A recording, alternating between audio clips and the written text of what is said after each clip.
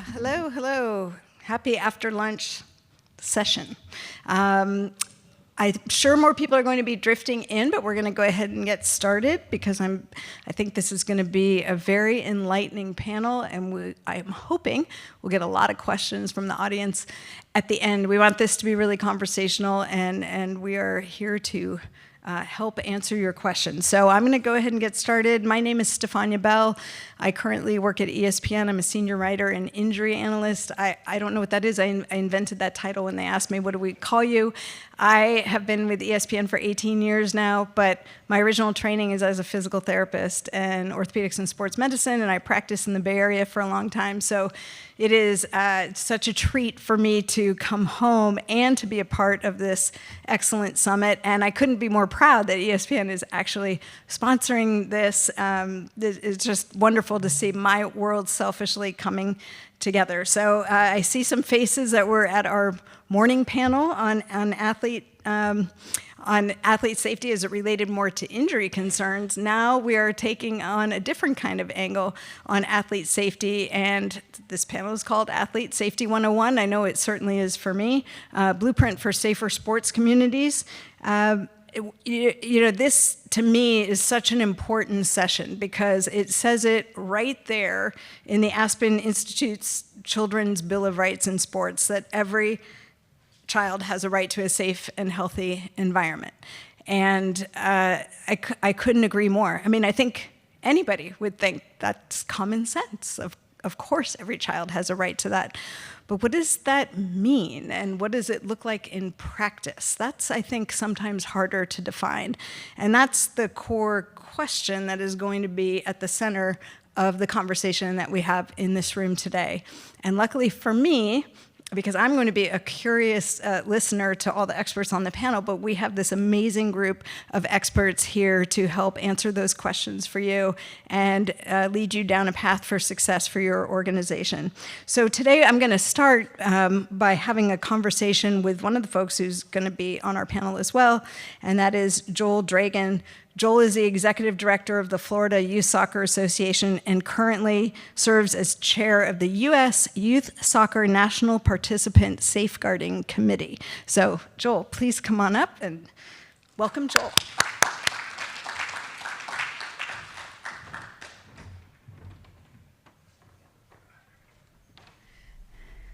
We've now moved next to the fire, or at least it feels like it. It's a fireside chat. Thank you. I really appreciate it. So Joel was going to share with us, when you arrived at Florida Youth Soccer, the word I've heard is that the organization was uninsurable.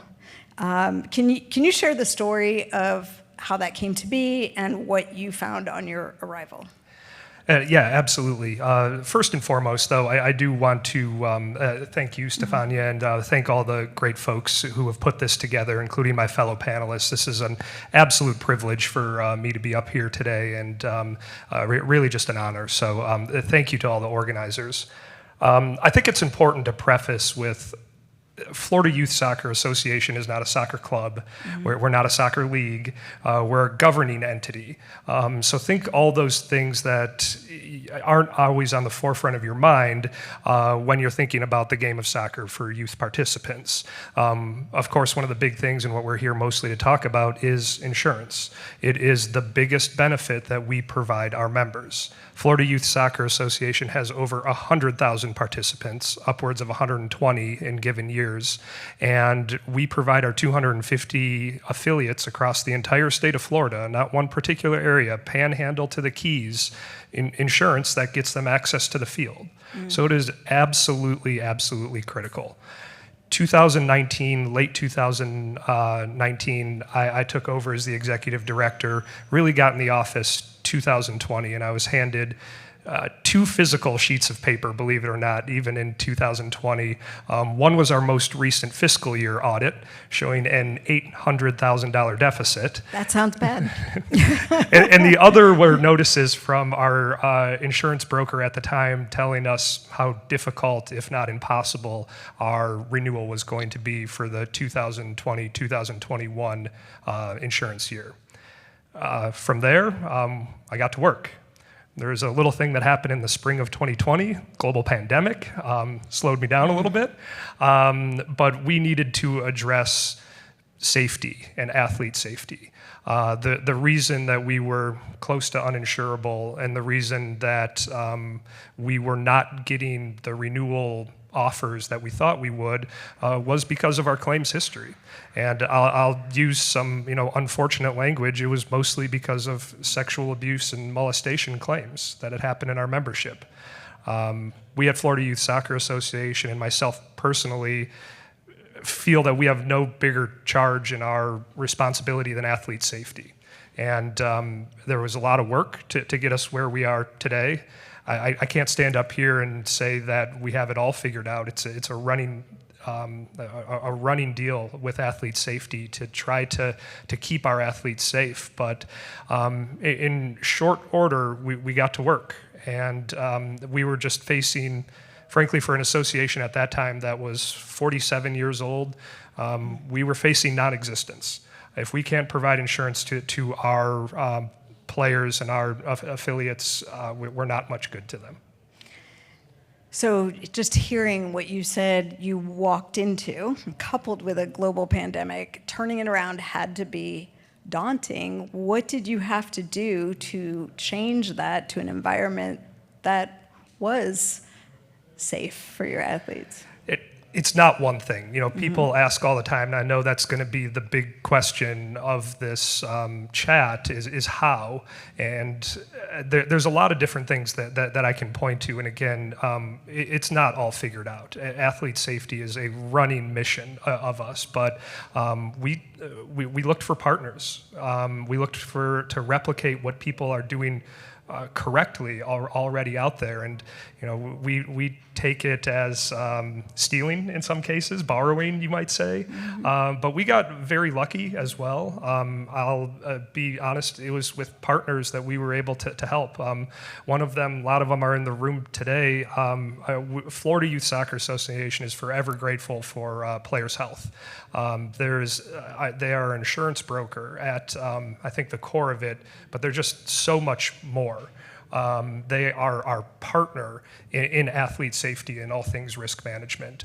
They came in very, very short order and were able to get us renewals. That is probably not giving it its proper due to all of the work that went into it. But they have now been a partner with FYSA, and I use that word very deliberately, since 2020. And we just couldn't be prouder of our relationship with them and what they've been able to help us with. But the how is so much more in depth, and it's really been assisted in a lot of cases through Players Health, but it's policy, it's communication, and it's education. Those are kind of the three things that we look for at our association to create a safe environment. And we have to do it from the top down. We don't have individual contact with 110,000 athletes day in and day out. So it's policy, communication, and education are what we go back to time after time. I think perhaps the most important thing that I heard you say was that you don't have to do it alone, and that you probably couldn't do it alone, that you really have to engage with partners and other resources. Yeah, absolutely. It takes our whole membership. We have 20,000 coaches who are on top of that, referees included in there as well, and they have been advocates for us out there in the community.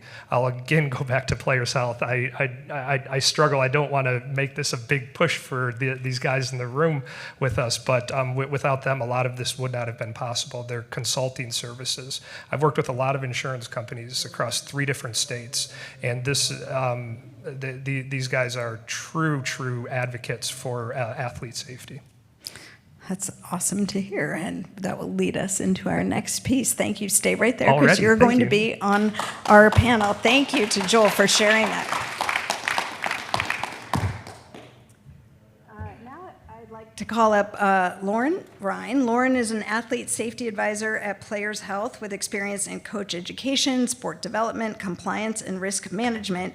And she was previously with USA Baseball. So Lauren's going to share some of the foundational elements of athlete safety. Thank you. All right, hi. We actually heard Joel talk about a couple of them, so if he wants my job, I guess he's kind of gunning for it at this point. But we thought it would be really helpful to set the groundwork with some terminology that we use at Players Health when we talk about athlete safety programs. So we have 4 athlete safety anchors, and those are policy and procedure, which Joel hit on, education and training, another one Joel hit on, compliance, and then response and resolution. So that sounds really fancy, but what does that mean? So when we talk about policy and procedure, we're talking about the formal written protocols that your organization has in place or needs to have in place to mitigate risk and keep your athletes safe. How does this keep athletes safe? It defines the expectations of behavior. If we can't define it, there's nothing for us to go off of to know if it's appropriate or not, right? So some examples of policies, as you'll see up there, a background check policy. All of you do background checks on your coaches, yes, on your trainers, on your umpires, officials, yeah, anybody who has access to the kids. If you're saying no, just come talk to one of us afterwards. We'd love to talk to you. But not only should you be doing the background checks, you should have a policy on those that says this is what we're checking, these are the databases that we're checking, and the time frame, and then what happens if they fail the background check, right? So there's a lot that goes into that policy, just to pick on one for example. Again, these are just a few that you should have in place, but all of the policies should roll into a larger athlete safety policy for your organization. So inclusive of these and others that you should have to keep your athletes as safe as possible. The next anchor is education and training. Education and training is, again, the formalized training offerings that you provide to your coaches, officials, trainers, administrators, anybody who's going to be involved with your athletes in a repeated contact or authority manner. So that could be abuse awareness training, it could be concussion. If you're in Ohio, it's Lindsay's Law. If you're in Colorado, you have a new one coming out. You have to have in place by July 1st, so spoiler alert for you guys now. And that is mandatory reporter training. So if you don't have that in place, you have a couple more months to get that in place. So those are what those educational courses can consist of. There can be so many more. They can be skill specific to your actual sport, but these are kind of the base level of health and safety education training that you need to have. And these help to keep the athletes safe, because it's telling the stakeholders what is acceptable and not acceptable behavior, and then what to do if they see unacceptable behavior. Compliance. So the first 2 anchors are great, but very useless if you're not keeping track of them. So compliance is keeping track that what you've said needs to happen in a policy or in education and training is actually happening. It doesn't have to be rocket science. It could be kept in an Excel document, right? Hey, this coach did this course and they signed this policy, they did a background check, they're good to go for the season, right? So this makes sure that no known offenders are involved with your athletes, and then they have done, of course, the appropriate training that you have required of them. And our last anchor is going to be response and resolution. This is a big one that a lot of organizations are not super aware of yet. So if you haven't heard of this or if you have nothing on this, don't panic, but do be a little alarmed and come talk to us and we'll help you. So this is going to be any of the intake, the triage, the management of any reported incident. So emotional, physical, sexual abuse or misconduct that happens within your programming, there needs to be a way to report that to you, and then there needs to be protocols in place for how to handle those reports. So that is what the response and resolution anchor handles. And that, again, provides really clear expectations for what should happen. Heaven forbid if an athlete is to report something, they need to know what kind of communication they're going to receive. They need to know what kind of support they're going to receive. And then the respondent, so who that report was made on, also needs to know what kind of communication they're going to receive as well, right? And what the process is in place. So a couple of examples, again, a reporting mechanism. So this does not, again, have to be rocket science. It can be a Google form. But the key is you have to have somebody checking the Google form in your staff, right? So some kind of way for your individuals in your programming to report, and they can report anonymously, that's a big one. And then having the protocols in place, the policies in place to make sure that when something is reported, it's handled appropriately. Before we get into the panel, I do want to call out, in your app, you actually have access to our expert playbook, which is an excellent roadmap on how to create an athlete safety program. It covers our anchors as well, gives you a lot more detail, so definitely download that. But without any further ado, I'll give you guys the stars of the show.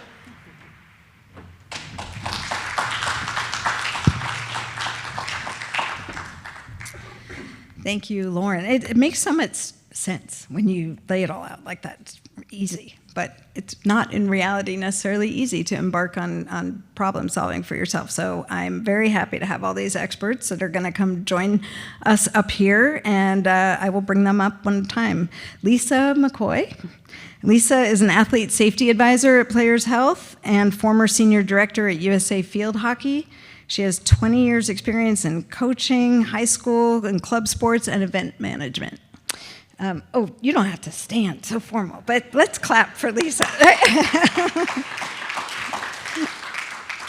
Ashley Dean. Ashley is the CEO of P1440 Foundation, which is a national 501c3 founded by three-time Olympic gold medalist Kerry Walsh Jennings.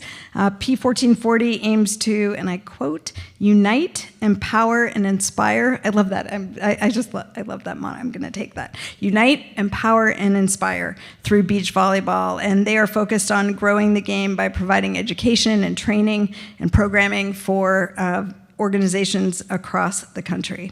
And then Carlos Salazar is Director of Investigations at Players Health. Carlos is an athlete safety response and resolution expert with a passion for protecting the more vulnerable members of society. So with that, I'm going to now sit over here so I can not feel like I'm lecturing.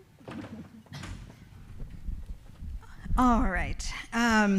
Thank you, all of you, for coming today. I'm going to ask these smart people a number of questions. We're going to chat up here, but please think about your questions, and we'll save plenty of time for that, so I'm sure there will be many of them. Lisa, I'm going to start with you. Everyone knows that they need policies around athlete safety, but not all policies are created equal. So what does good policy look like? Oh, you're good.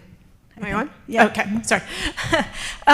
Good policy, I think, looks like you need to know what your organization has going on, what's happening there, and how you can implement that policy down through. So, sometimes I see very, very complicated policies, but they don't have a way to actually get that down to the grassroots or to the lower levels. Like Joel mentioned, we have so many people we have to get that to.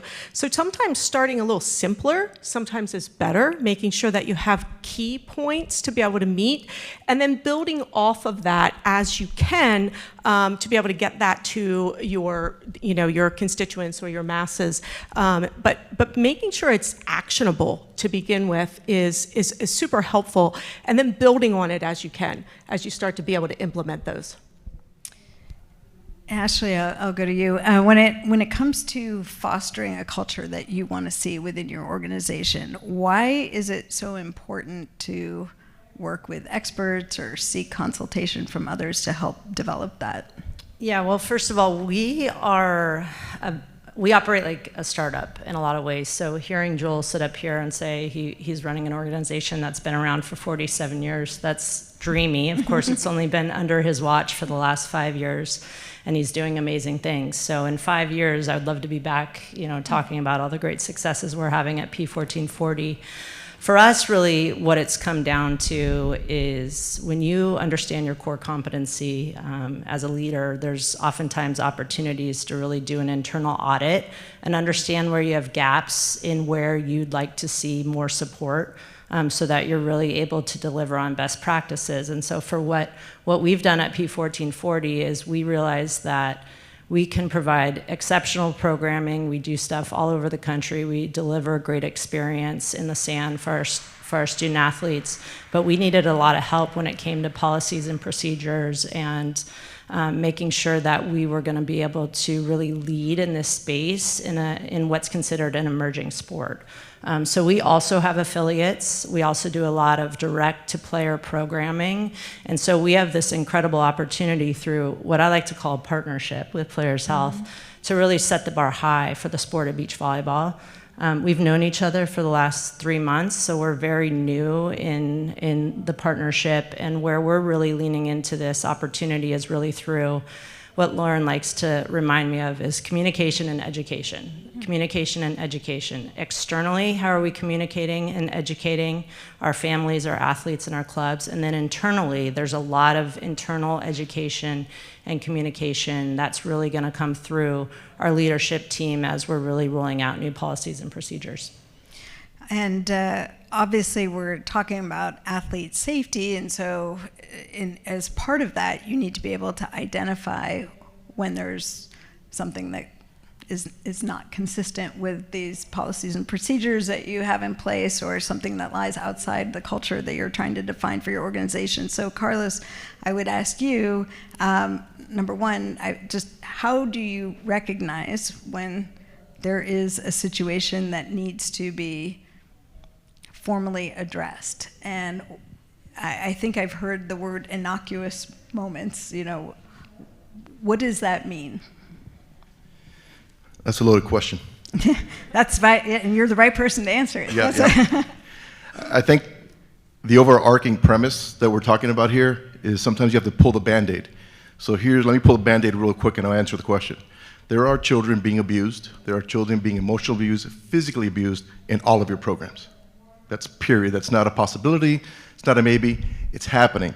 So without having certain protocols in place and procedures to identify that, they can continue being abused and exploited, right? So you may wonder, what does this exploitative predator look like? Is it a three-eyed monster that turns the corner you can easily identify? No. It's the 20-year-old coach that has amazing standing in the community. That's the person that you're talking about, the person of trust that's been in your organization for multitudes for decades. That's who we entrust. These are the individuals, unfortunately, the small part of the issue that we're talking about here. So the innocuous things that are overlooked in this space are the initial red flags that tell you something is going on. So a coach texts a child for practice, one-on-one. What do you think about that? Not a big deal. That's Coach Bob. It's not. You just told him about practice time. That's a violation of a one-on-one interaction, which is a gateway to grooming and a gateway to abuse, right? So it's not every coach that's involved in that, but those are the initial red flags that get ignored because of the relationship standing between the organization and the coach or the person that's been there for a multitude of years, right? When incidents do come to the forefront, it's important that there's a culture of safety and concern for this. So for example, if Joel doesn't make certain that his culture is athlete safety tight and proactive, and he gets an incident, he says he has an option. Oh, that came from XYZ club. Oh, we've been working with him for 30 years. It's okay. There's the problem. But as long as you have continuity in your processes and continuity in reporting and addressing these situations, you'll be better apt to protect the children that are being vulnerable. And abuse is usually not reported right away. It could take years. It could take decades. So. Boy, I've so many questions. After that, you said it was loaded. Well, questions breed more questions. I guess one question I have is is there a lot of variability from state to state in terms of what defines things that are considered, I don't know what the word is, but things that you would need to document or report versus not? I think the initial threshold when you have a reporting mechanism on your website forward-facing, which is best practice, you make an initial determination. Is that a parent complaining about uniform prices, about fees, about a coach being rude? So you make that initial determination, and we have an incident tree that guides your organization's incident comes in, where does it go? Is it law enforcement related? Is it prohibited conduct violation? So to your point, is it emotional, physical, that sort of misconduct? Then there's a pathway for that. Or is it something else that's truly an innocuous situation that can be handled at the administrative level without formalizing an actual incident within the context of prohibited conduct? Yeah, please. I think another point to that is making sure that your policy is clear, because when your policy is clear, you then know exactly where that incident goes, right? You can go to your policy, your prohibitive conduct policy, you know whether something's going to meet or fall under that prohibitive conduct. If it doesn't, then you know it's something that can be brought back to that administrative level and handled maybe within the club, a playing time issue or a uniform complaint or something like that. But when you clearly state your prohibitive conduct policies and your other policies, you have a very good guideline to start with. And now all of your people know what is going to be accepted and what is not going to be accepted. And so therefore, when something comes in, you have just a much clearer sight of what needs to happen next, because you know where that incident falls within that prohibitive conduct policy. Beyond the policy, though, you really need all of your stakeholders to buy into the culture. And I'm curious from any of you, how do you get all of those stakeholders to invest in that and buy into that? I can try. Please? Oh. Again, I'll mention that there's no silver bullet for implementation and processes like these. It's difficult. We go back to communication and education an awful lot, and something that surprises our membership from time to time is transparency. This is very important because, and letting them know, some of those nitty-gritty details aren't always fun to explain.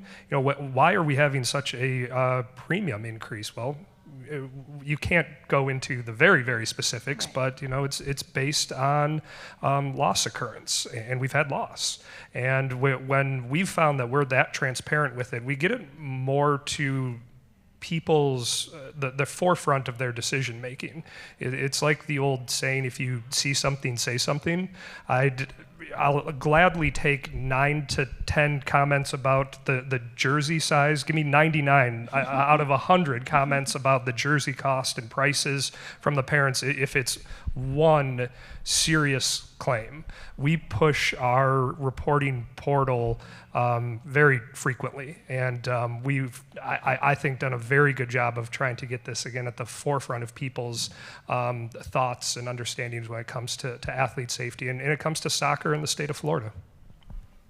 Yeah, I would say for us, and we're getting ready to go through this, right? And I know one thing that we'll be rolling out all of our public-facing policies, and with that is going to be an increase in incident reporting, right? We have not had an easy way for our families, our affiliates, to actually channel this in an effective manner. We did have a process in place, but with that, there's going to be a lot more incidents being reported, and the challenges that we're anticipating, which could run the gamut from all different stakeholders in our community. At the end of the day, it's really simple for us. We are committed to athlete safety, and if we go back to that in its purest form, that is something that our leadership group can feel really proud of standing behind. And there's certainly, right now I'm talking to Carlos and Lauren probably every other day with scenarios that are coming up, because it's new. It's newer for us to have a way to really effectively lead in this space. And so we'll get through the learning curve, but at the end of the day, anytime our leadership group's coming together, we go back to, this is about athlete safety. We should feel really proud about that. Go ahead, Lisa.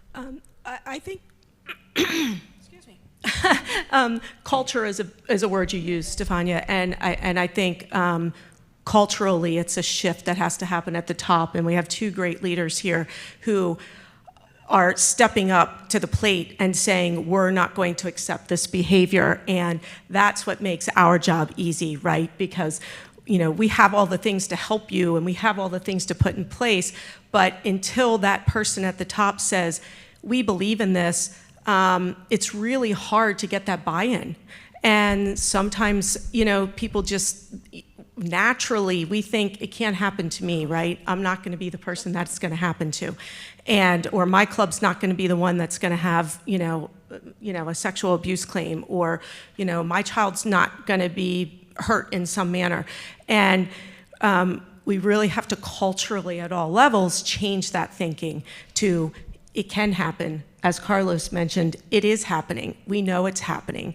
And when we start to change that culture, when we start to have leaders that reach out and say, we're not going to accept this, that's what's going to really start to make the slow burn faster. I was just, you're hitting on something I wanted to talk a little bit more detail about, and please, any of you fill in, but it's it's not going to happen here. People feel like they know, like we're a much more reactionary society in everything than we are proactive. So it's like, oh, if something happened, then everybody comes out in full force, and then things change. And clearly what everyone here is trying to do is make that not be the way that we go about making change, that you're actually proactively doing it.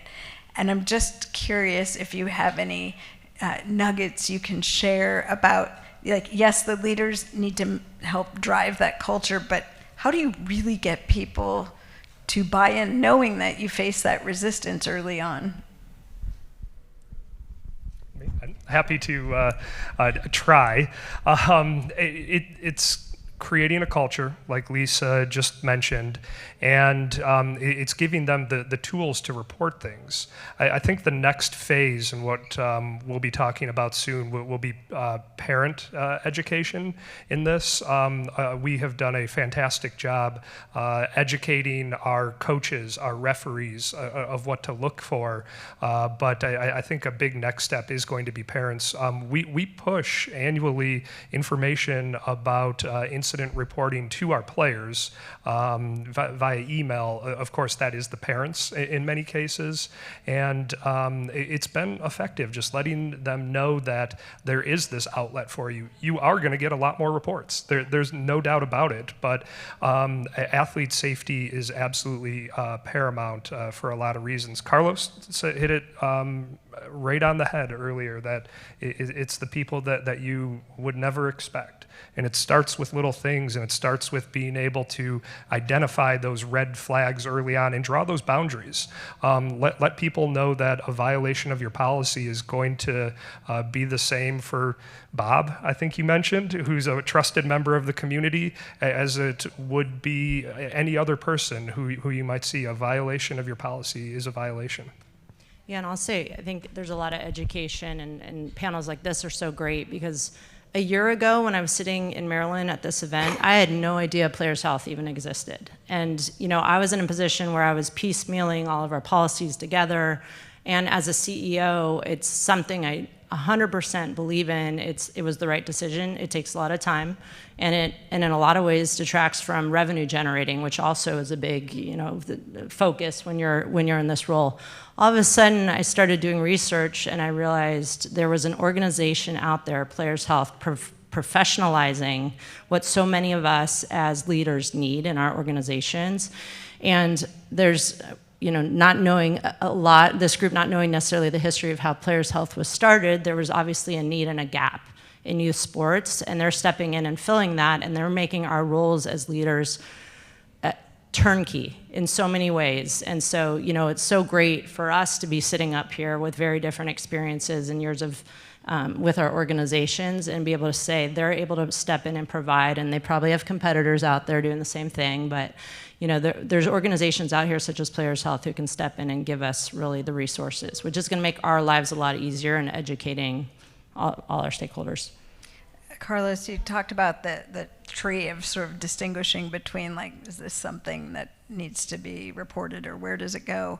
And I think there are some, what I would say, I put myself as a layperson, where I would recognizable abuse. But how about the situations where you're trying to distinguish between an unhappy parent and something that rises to the level of being more threatening?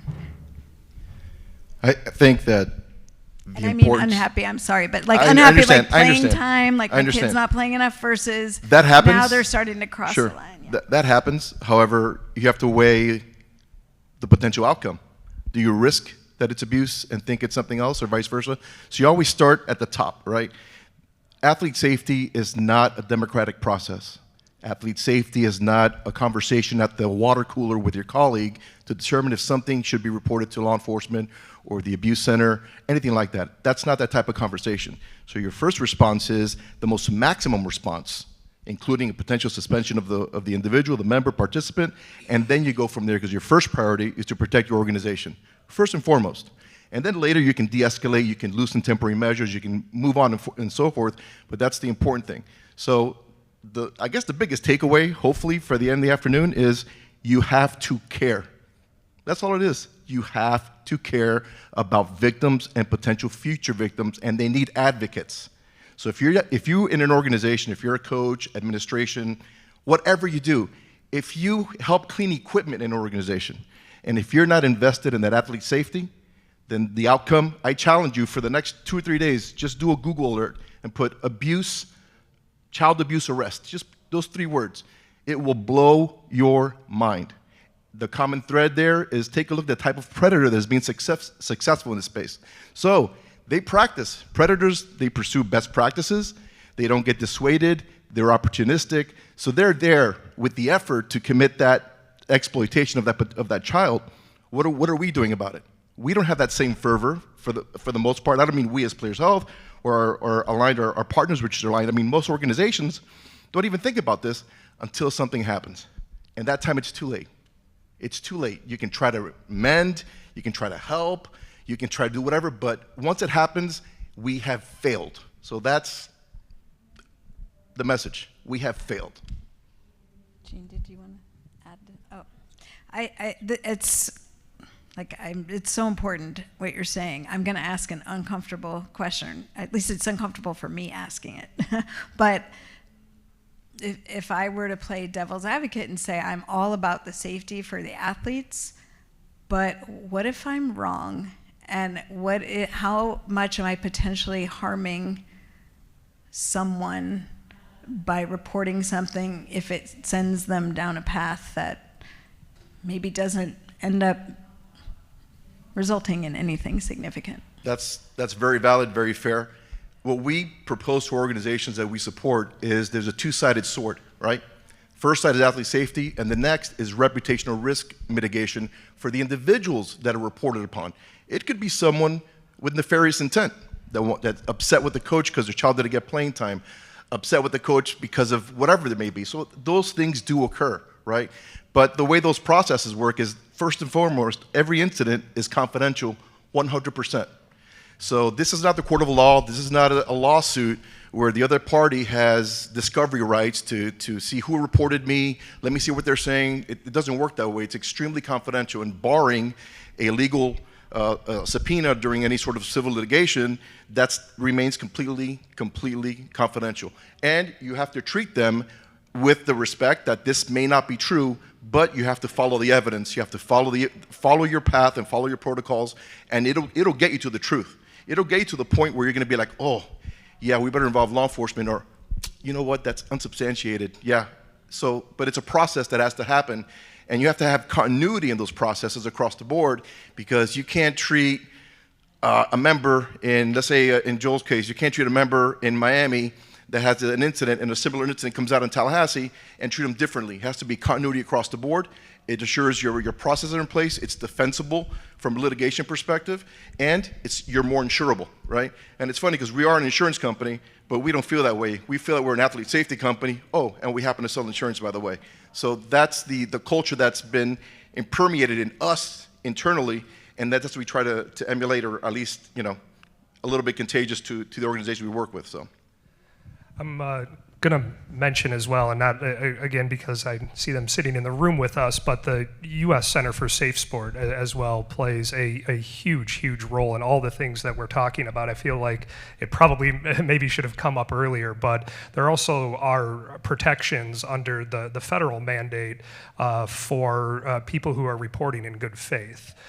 So they you have some protections that are in place if your report is genuine. And we unfortunately deal with quite a few, and people who are hesitant to come forward. So we deal with that question an awful lot. And it goes back to something that I mentioned earlier. I'd rather people bring me false reports that don't belong if it's keeping athletes safe. Don't get me wrong, I don't want false reports, but if it keeps one athlete from being abused, it's well worth it.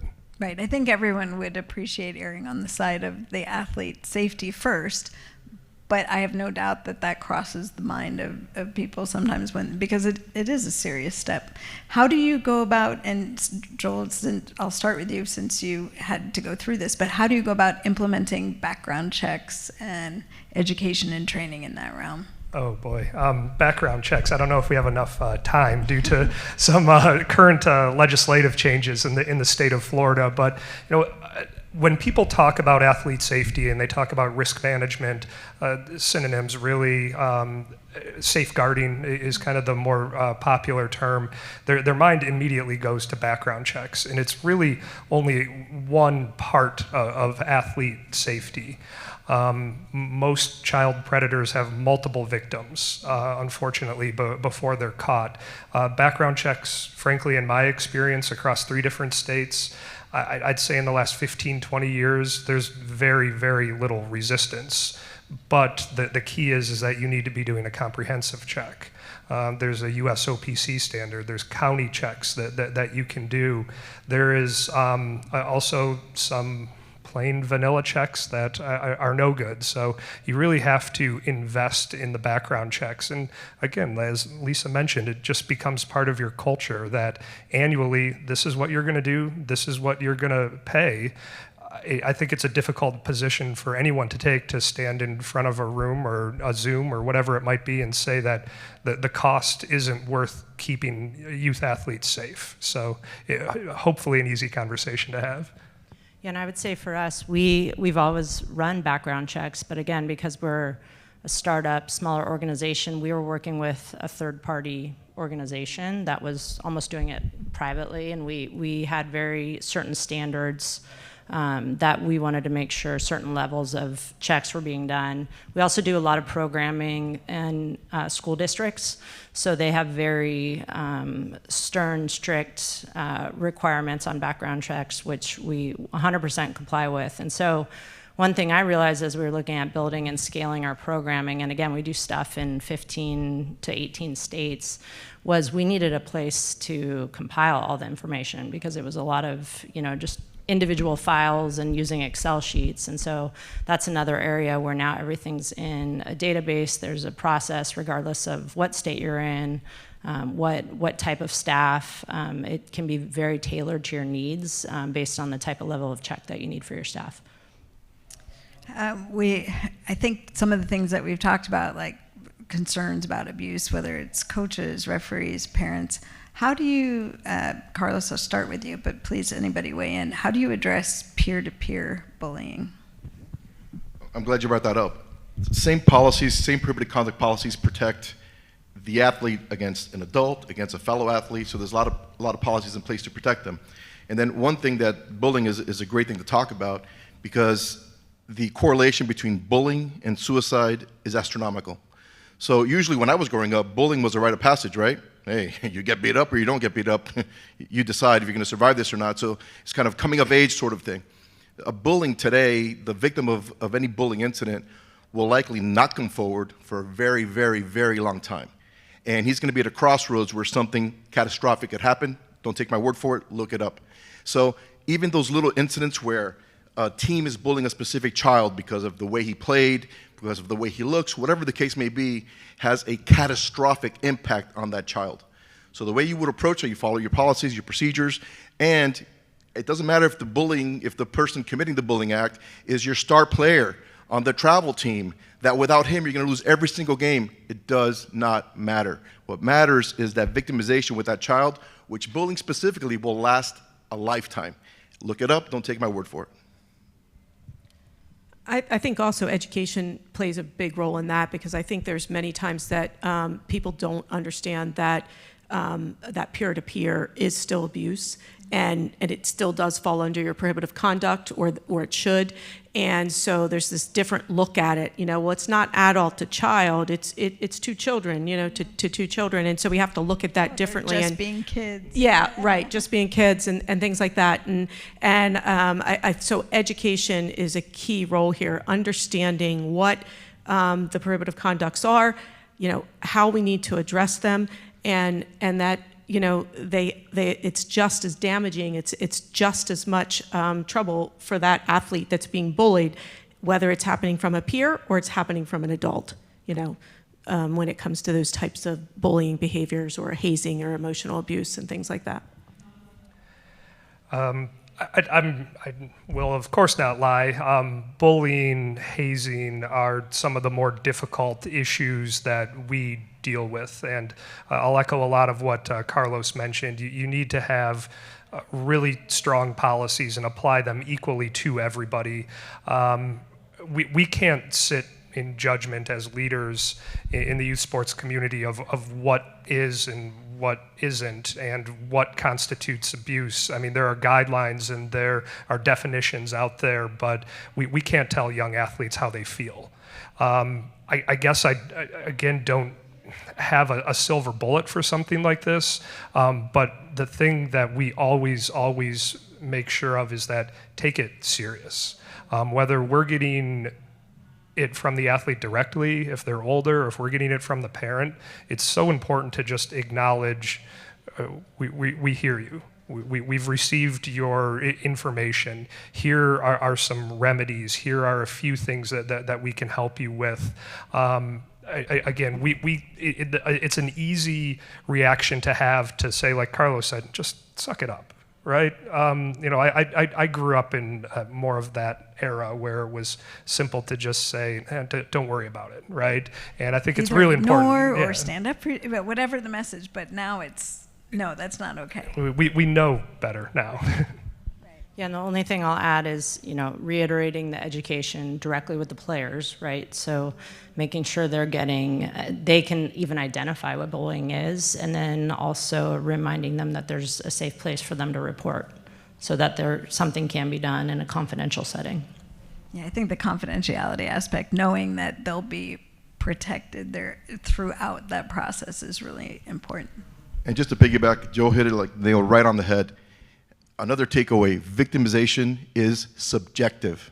It's not what you feel is happening in that person's mind, in their state, their mental state. It's what they're feeling. So the very first step in the athlete safety process for any incidents is to reach out to that family, reach out to that victim, the bullying victim, the emotional abuse victim, the physical, whatever the victimization is, reach out to that family. Make sure you're giving the support you can give them as much as you can within the capacity of your organization to support them in this process, because the last thing we want to do is re-victimize these victims. So you have to make sure your protocols are not only have continuity, but you're really listening and making certain that you're not making this individual give you 17,000 statements. You're not making this poor minor child recount the incident 30 times. So there's a lot of different components. It's a lot of moving components here, but focus on the victim and their specific needs because it may be different across the board. So, really, really good advice. Okay, I'm sure that there are questions in the audience, so we're going to open it up. If you have a question, if you could just raise your hand, we'll have a mic come around to you. If you could just tell us your name and who you're affiliated with and whatever question you have for anyone who's up here. Anybody? All right, there we go. Brave souls. Thank you. Hi, my name's Jennifer Baird. I'm with Elite 7 Sports Medicine. We see a lot of times that the sports medicine professionals are the last to be hired for an event, leading to that background check, that safe sports certification, butting up to the deadline of your event. How are y'all handling that with your athletic trainers? I can start, and again, in the state of Florida, we have some state-specific laws, and that comes along with your certifications to be an athletic trainer. So if they have the proper certifications, we know that they have been vetted by the state and they've done their proper background checks. We further tell them what our standards are, if they see things more in the prohibitive conduct policy. But we're very fortunate in the state of Florida that it's very rigid, that those healthcare professionals are actually doing the same background check that the coaches are. It's a very fortunate place to be in when we can look out at a soccer field and know that the referee, the coach, the trainers, the ATCs have all been through the same places and have used the same criteria for disqualifications adjudication. Yeah, I'd say the same goes for us. We usually, when we go into a different market, we're working with established organizations who have a certification process. However, I do know this is an area for us too that we're looking at as we want to increase our kind of visibility and transparency and be able to really talk about who's coming under our umbrella from an event operation standpoint. This is an area we're looking at adding on a process that would run through Players Health as well. I think one of the things I'm hearing you say, though, which is a good point, is, and when call it, whether it's a tournament, whatever size of the event, that a lot of times it is that athletic trainer or the medical personnel who are the last to be brought in. So there's not, in the structure of organizing it is, I don't know what the answer to that is as far as the why that happens, but is there a way to maybe alter that so that you're not running up against, well, we need to have somebody on the field to conduct the event, and maybe things get bypassed? I think it's knowing, particularly if you're an event operator and you're going into different states, it's really knowing those state laws. Like Joel said, we have a lot of background checks that have to be done. I'm from the state of Pennsylvania. We have a similar type policy where everybody that's working there, if they're certified through the state of Pennsylvania, we know what they have. But it's making sure you have good policies established, making sure you're thinking about that, right? When you take athlete safety and you put it as the forefront, that process becomes easier because now you're thinking ahead. You know that everybody that's going to come in contact with your athletes needs to have X. Doesn't mean I have to provide it to them. They might have had it from another, vendor or through a certification or something that they're required because they are an ATC. But it's having that, that policy and procedure moving forward and that forward-looking thinking that provides you with not having those last-minute things happen. Where I forgot that this trainer needs to have a background check or some educational training around concussion or something like that to work in that particular state. Just because we get our background checked at the beginning of getting our license in a certain state doesn't mean that they continue to check our background checks like some companies do. So I just want to put that out there for y'all too, just so that you're aware. Let me acknowledge, nationwide, though, that is an issue. You absolutely said it right that a lot of times it's the very last thing to get for an event. It is kind of the last thought that event organizers have, and you just need to, from a leadership standpoint, you can't make any exceptions on that. It needs to not be the last thing that you talk about. And I definitely do want to acknowledge, I have very fortunate run statewide and regional events. Sounds like you're across the country as well. These are high-level events, but most of the play is happening at the grassroots level. A lot of them don't have the privilege of having an athletic trainer there, and if they do, anyone is good enough. So we absolutely, I want to acknowledge that there's room for improvement on that element specifically. All right, back right corner. Oh, wait, here, Mike is coming. Stand by. I have a question about how each of your organizations or your could experience. I'm sorry, I'm going to interrupt you. Make you tell us your name and. I'm Ryan Balch from Resident Education. Okay, great. So I was wondering how you do data collection for safety standards put in practice. So like things are actually happening on the ground at practices, at events, like participation surveys, as well as proactively asking about incidents of bullying and other things like that might be of issue, as opposed to reporting, kind of proactively sending out. How do you collect data from parents, athletes, as well as coaches on those topics? From our standpoint, it's just asking. We're definitely a bit disconnected in my position from the actual athletes, but it's asking, and it's asking frequently, putting our link out there to incident report if ever anybody has it. Again, I can't. I have to answer another one saying it's absolutely a challenge that we have. Most of the events that take place in soccer in Florida is well outside of our view and our ability to see it. So we are entrusting in our 250 affiliates across the state that they have the information and that they are going to step up and report when something needs to happen. And then again, bypassing the affiliates as well from time to time and going right to the parents and the players, also helpful. But collection, we were just talking about this at lunch yesterday. Some of this stuff is hard to quantify and hard to ask for, get numbers on. I know Players Health is doing some amazing work in trying to do it and have some mechanisms in place. But by the way, I was remiss in not bringing Lauren back up. No, please come up because, no. She's our secret weapon. Come up, Lauren. Please, yes. Come on, you're not getting out of it that easily. And I'll just add, it's a great question.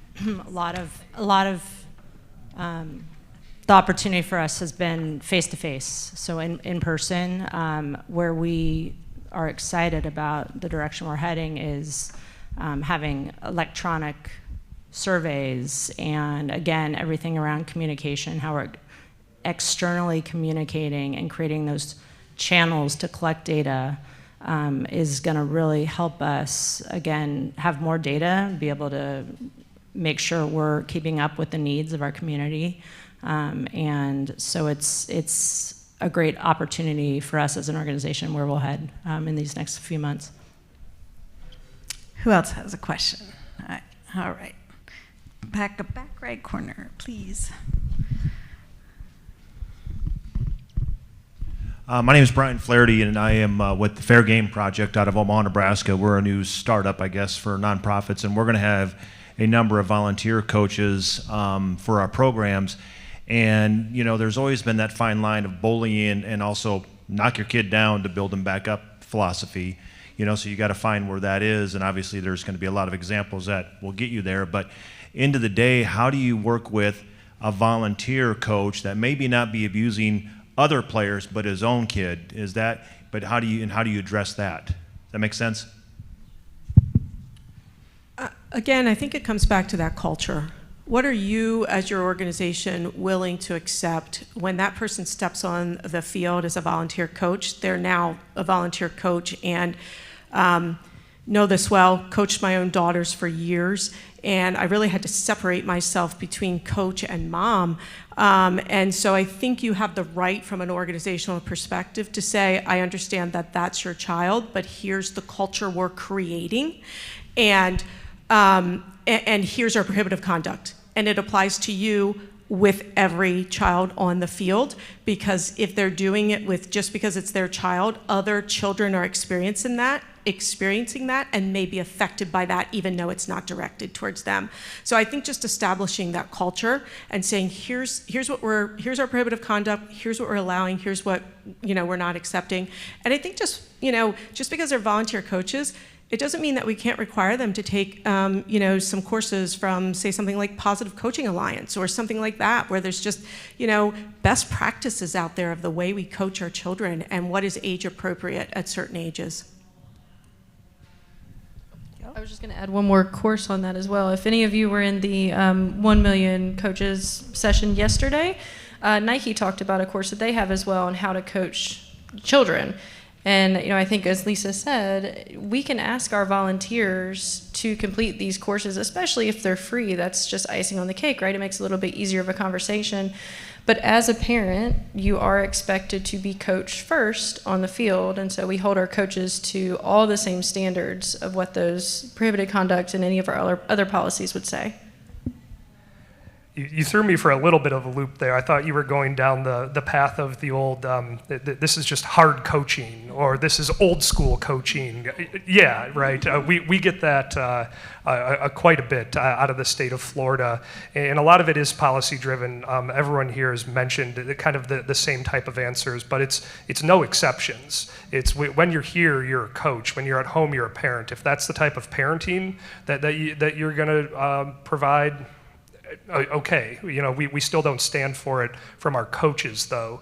And I think there are some very useful tools out there. Players Health provides some of them, of trying to draw lines between what is acceptable and unacceptable behavior when it comes to that old school mentality and where that line is. I have to admit, it's still a little blurred because rarely are two incidents identical. But still, there are some tools that are out there, particularly in the soccer realm, that I've seen that can be helpful in determining if this is over the line or not. And if I may just add that I'm not promoting Jocko Willnick's book, Extreme Ownership, but you have to have extreme ownership in that organization, and it begins at the top. And here's two perfect examples. And I feel that the person at the lowest rung of the organization has to have that same understanding of what that athlete safety culture is, right? A quick example. How many people here have received a traffic ticket from a police officer? Anyone? Okay. Now, as you travel down that same road, do you remember that ticket you got at the same road? Yes, right? Oh, yeah. So that's the same synonymous effect that your athlete safety culture is going to have. In the beginning, you're going to have to crack some eggs to make an omelet, right? But in the beginning, it's going to be tough. You're going to have incidents. However, fellow coaches, participants, parents are going to start talking. Did you see what happened with Coach Bob? Sorry, Bob, wherever you are. Keep on using Bob. Let's use Frank. Did you happen to Coach Frank? Yeah, he got suspended because of X, Y, and Z. Or he's on probation.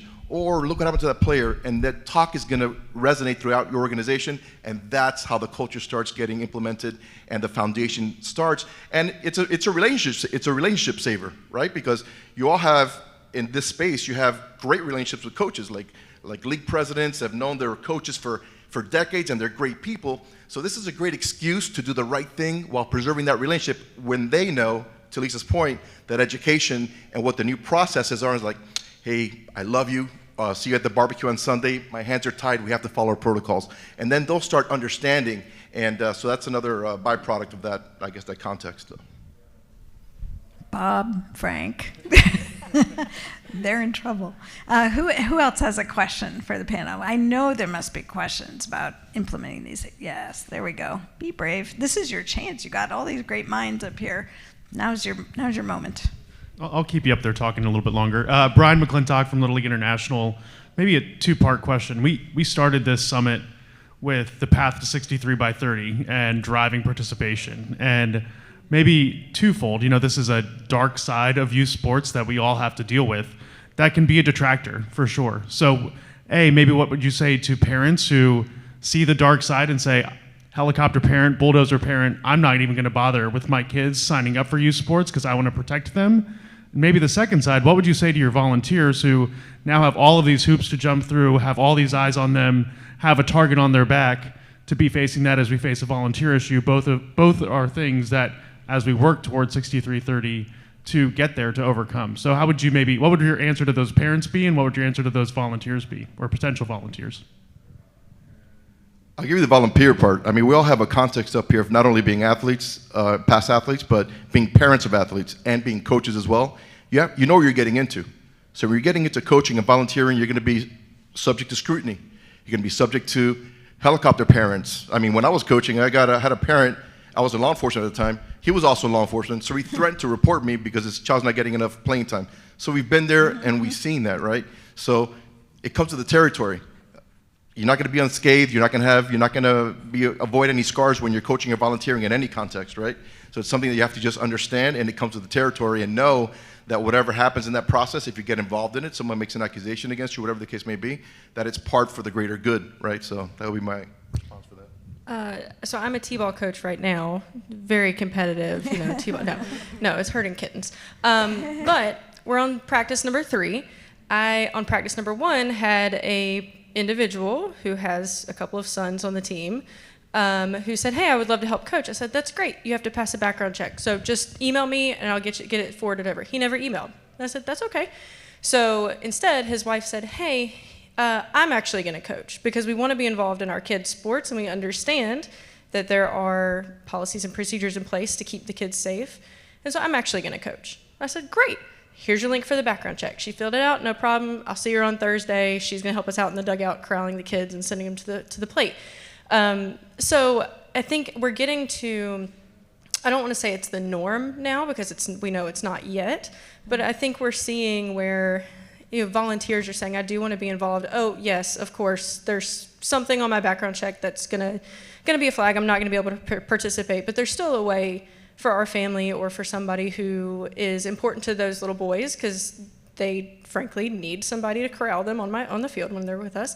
But it's important for them to have somebody in their life in a coaching perspective as well. And so I think it's becoming a little more normal to say, hey, oh, you got to do this background check. Oh, yeah, okay. Well, I am not going to do that because I know what's on my record, but so and so is. So just kind of a life example of what's happened recently.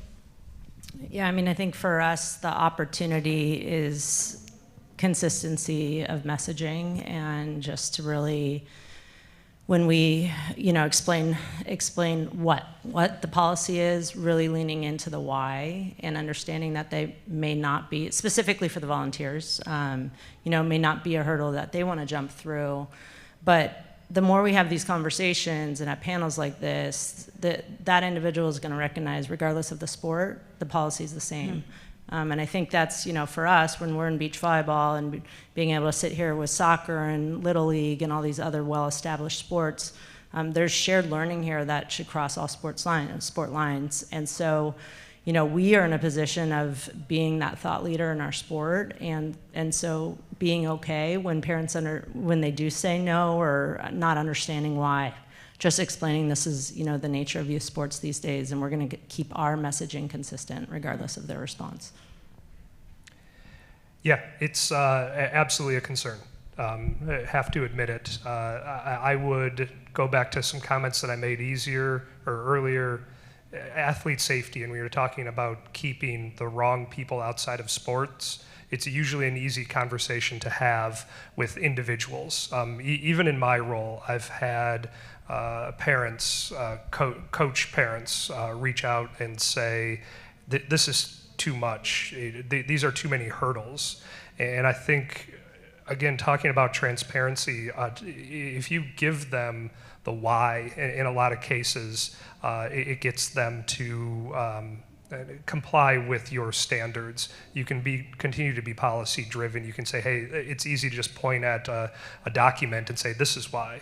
We have state statute in the state of Florida. There's federal mandates as well saying, here's why. You can kind of pass the buck, but ultimately keeping your child safe is very important to us. And that's the positive spin that I think you can put on it, that this doesn't need to be a negative thing. We want your kid to be safe in this sport. So messaging is absolutely important. But it's a wonderful question. I do share in some of the same concerns, particularly when you're talking about the lowest grassroots level, which is where everyone fosters a love for sport. But I'll say something, how I mentioned the last one, you cannot make exceptions. And hopefully with proper messaging and proper policy in place, they get the point that it has to be. And ultimately, that's a great example, Lauren. If it keeps some of those people out of the game, it's doing its job, and we're getting the right message through. I mean, ultimately, that's what you want, and I think it's the rising tide lifts all boats, right? So the more the message is out there and the more widespread, the more common it is to have all these policies and procedures and details in place, the more it's just going to be accepted, because the change is the hard part, right, for people. And like you talked about the hoops, that there's sometimes discouragement, but I think if people understand that's how it is across the board, then there won't be as much resistance to it. It is becoming the norm. Right. I started reviewing background checks in 2008, and I can tell you since then it has changed significantly. Not only the quality of the screen out there, the results, but just everyone's level of importance. It is not acceptable in the state of Florida to be participating without proper background checks. We have that instilled in our association, and we've mentioned it 10 times. It needs to be part of the culture of your association. Is there I'll just anything? say- Go ahead. I'll just say to your question about the helicopter parent that maybe doesn't want their child to participate, let them stay home. It's okay. No.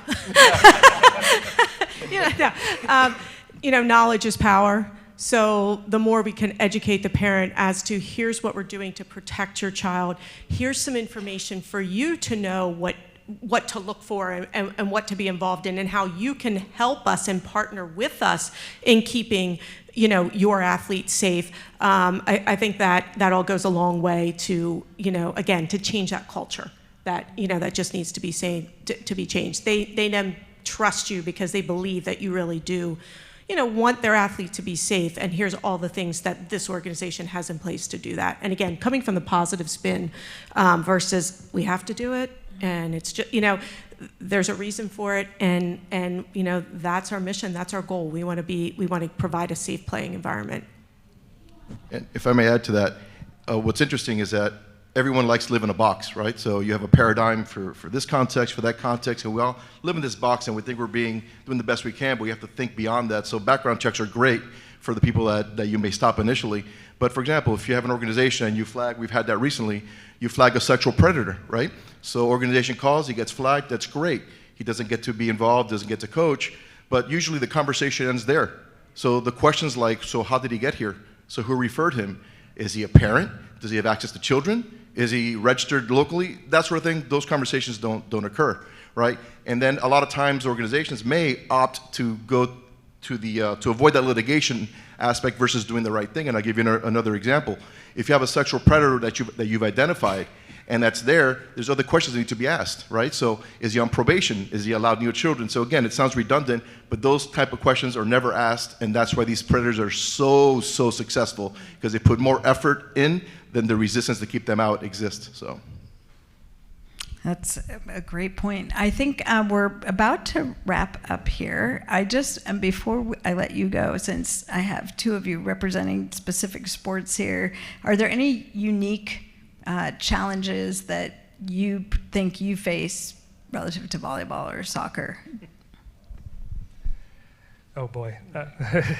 The biggest challenge that we truly face is just the size of our membership. 110,000 athletes throughout the entire state is a monumental task to try to get any message through, particularly one of such importance, and is so meaningful to the outcome of Florida Youth Soccer Association. So I don't know that, I don't know your numbers directly, but I would think that just inherently there's more players on the pitch than on the sand. Yeah, we're again, beach volleyball is uniquely different than indoor, which is the biggest girls' high school sport in the country right now. So beach volleyball is really an emerging sport in a lot of ways. So we are far behind a lot of the traditional organizations that have been established and major governing bodies. And so I think for us, it's really, again, just learning from other wonderful organizations that are out there, and recognizing that we have a great opportunity to bring all those learnings and the tools and resources and making sure we're elevating the entire sport of beach volleyball. All right. Well, on that note, I'm going to say thank you to everyone who showed up today. Please thank the panel. Yes, wonderful. Thank you to all of you for coming. And also, don't forget, Lauren, the playbook is on the app. If you go in and look at the app, and also if you go to the session, there's a survey question at the bottom. It would be really helpful if you'd fill that out. It'll only take about 2 minutes, so if you wouldn't mind doing that. And thank you again for coming today. We appreciate it.